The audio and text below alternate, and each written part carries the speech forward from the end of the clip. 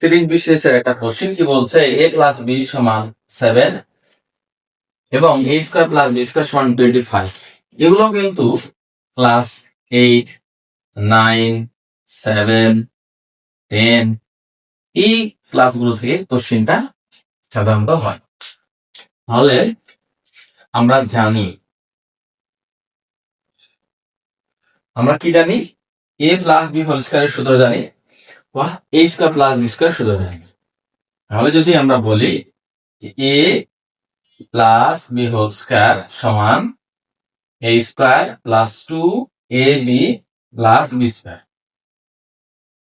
বা দিলাম a plus b whole square মান দেওয়া আছে 7, সেইটা লিখলাম। a স্কয়ার এবং b স্কয়ারকে আমরা পাশাপাশি লিখবো, a স্কয়ার এবং b স্কয়ারকে পাশাপাশি লিখলাম, 2 ইন্টু ab দিলাম, যেহেতু আমাদের প্রশ্নে ab এর মান নির্ণয় করতে বলছে। বা 49, a স্কয়ার এবং b স্কয়ারের মান দেওয়া আছে 25 প্লাস 2ab। 49 থেকে আমরা 25 মাইনাস করে দিব 2ab রা। 49 থেকে আমাদের 25 যদি আমরা মাইনাস করি, 9 থেকে 5 মাইনাস করলে 4, 4 থেকে প্লাস করলে 2ab। এইবার কাজ করব, আমরা ab টাকে পাশাপাশি রেখে ab সমান 24/2, অর্থাৎ ab সমান 24 কে 2 দ্বারা ডিভাইড করলে 12 হয়। এইটা হচ্ছে আমাদের এই প্রশ্নটা উত্তর। এর জন্য আমাদের কি জানা প্রয়োজন? বেসিকটা বা সূত্রটা জানা প্রয়োজন। 30 বিসিএস এর আর একটা প্রশ্নগুলো কিন্তু সবগুলো 7, 8, 9 এর প্রশ্ন। এই প্রশ্ন কিন্তু ক্লাস 7 এর প্রশ্ন। তাহলে ক্লাস 7 এর প্রশ্ন, ক্লাস 7 এর প্রশ্ন এটা কি বলছে? 3, 9, 4 এর চতুর্থ সমানুপাতিক। সূত্র যদি মুখস্থ করতে না পারি, আমরা একটা ধারণা করে রাখবো। ধারণা কি? আমি সহজে বলছি।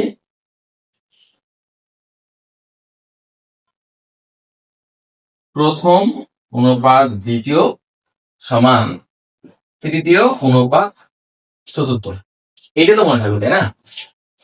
অনুপাত কিন্তু সাধারণত ভগ্নাংশের মতো হয়। তাহলে প্রথম এখানে লিখলাম, দ্বিতীয় এখানে নিলাম, সমান তৃতীয় লবে লিখলাম, চতুর্থ হরে লিখলাম। এইবার প্রথম কত দেওয়া আছে? 3 দেওয়া আছে। দ্বিতীয় কত বলা আছে? 9 বলা আছে। তৃতীয় কত দেওয়া আছে? দেওয়া আছে 4। চতুর্থ নির্ণয় করতে হবে চতুর্থ সমানুপাত। তাহলে আমাদের চতুর্থটা আমরা চতুর্থটাই রেখে দিব। এবার আমরা কি কাজ করবো? এবার আমরা আড়াআড়ি গুণ করবো। আড়াআড়ি গুণটা কি? কোণাকুণি গুণ। তাহলে এই 3 সঙ্গে চতুর্থ গুণ হবে সমান 4 সঙ্গে 9 গুণ।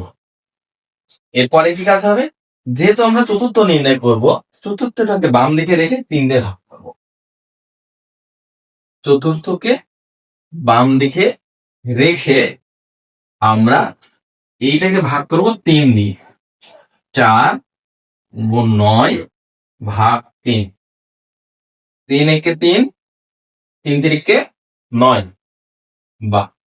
তাহলে চতুর্থ যে সমানুপাতিক বা চতুর্থ যে রাশিটা নির্ণয় করবো 3, 4 এটাই হচ্ছে আমাদের চতুর্থ সমানুপাত। বিসিএস এর একটা কোশ্চেন বলছে, if you count 1 to 100, how many 5s will you pass the way?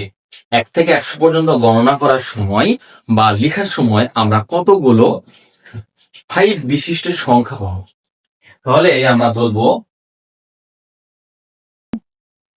1 to 100 দেয়ার আর কতটা আছে আমরা তখন গণনা করতে পারিনি, এই জন্য রেখে দিব, একটু গ্যাপ রাখবো, রেখে 5 কথাটা বলে নেব।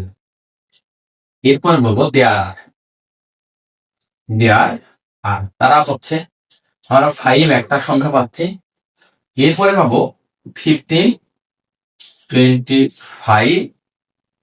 35, 45, 50, 51, 52, 53, 54, 55, 56, 57, 58, 59, 65, 75, 85, 95 এই পর্যন্ত আমি পাইছি।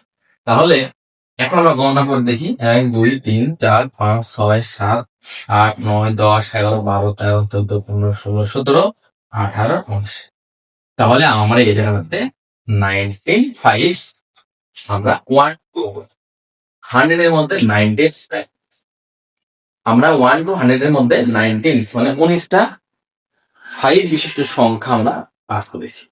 ধন্যবাদ।